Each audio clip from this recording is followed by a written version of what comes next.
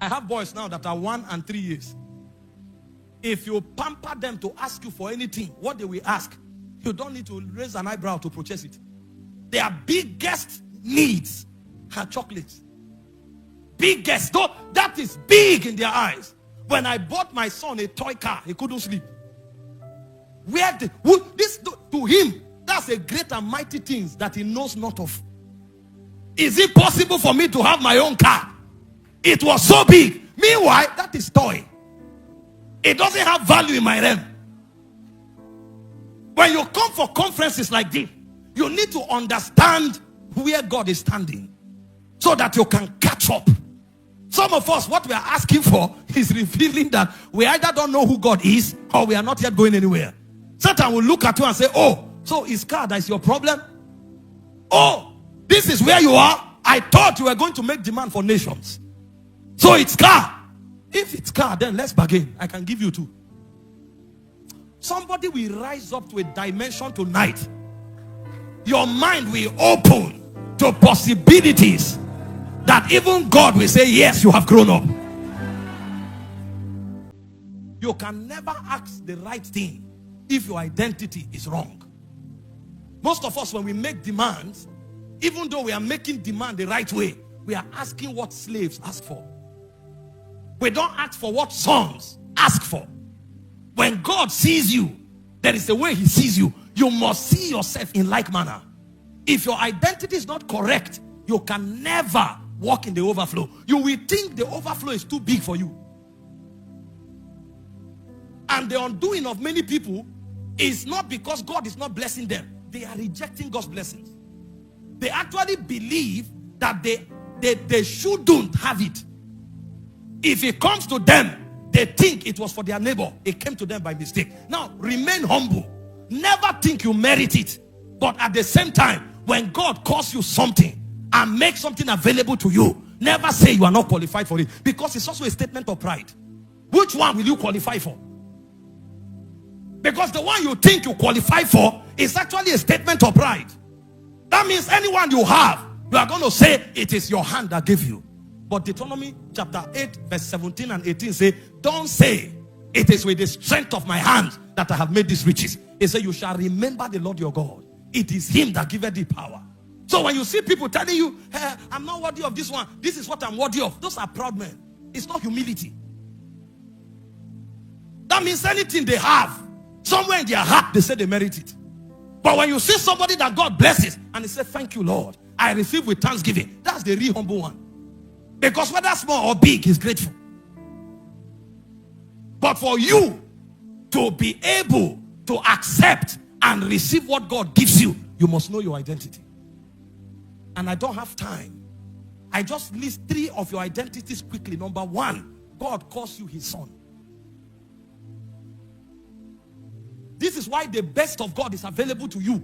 You are no more servants. You have become sons. The Bible said he came into the world. John chapter 1 verse 11 to 12. Although the word was made by him, the world received him not. He came unto his own knew him not. He said, but as many as received him, he said to them, he gave the right to become the sons of God.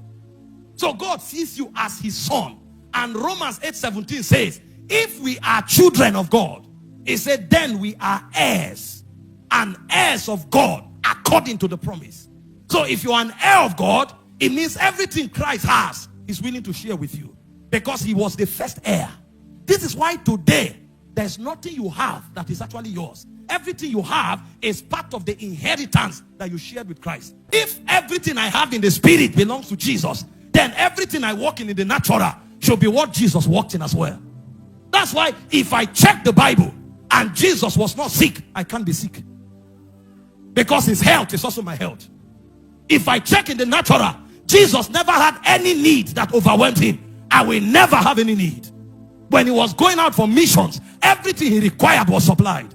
Why will I now walk in lack?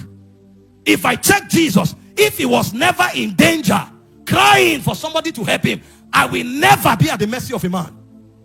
Because Jesus was never at the mercy of a man. He said, this commandment have I received from my Father. I have the right to lay down my life and to take it up. No man taketh my life from me. So when I stand with audacity and say I'm protected, it's because my protection is the protection of Jesus. This is why people who walk in the overflow, there is a consciousness they have. Even in the world, a billionaire once lost $2 billion. And that evening, he went playing golf. And people saw him. They thought he should be in the hospital. It's only poor men that are in the hospital when they lose money. Is it not an irony? Those who don't have, when they lose, they want to die. Those who have, when they lose, they are okay. $2 billion playing golf. And they said, how are you able to do this? He said, the money didn't make me. I made it. And if I'm alive, I will make it again. He's bigger than what he has. Believe me, you will only have to the degree that you find yourself. If you don't find yourself, you will still think you are a beggar. And anything thrown at a beggar is what he deserves. But when you become a son, you pursue your inheritance. Your inheritance is the abundance realm of life. Your inheritance is the overflowing realm of life. Anything that Jesus didn't lack, I can't lack. Anything that couldn't happen to Jesus can't happen to me. Anything that couldn't stop Jesus can't stop me. I draw my reference from him because my identity is in him.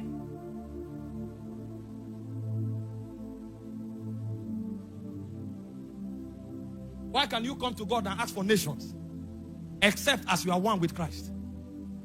How will you come to God and demand to play your part in a generation except as you are part of Christ?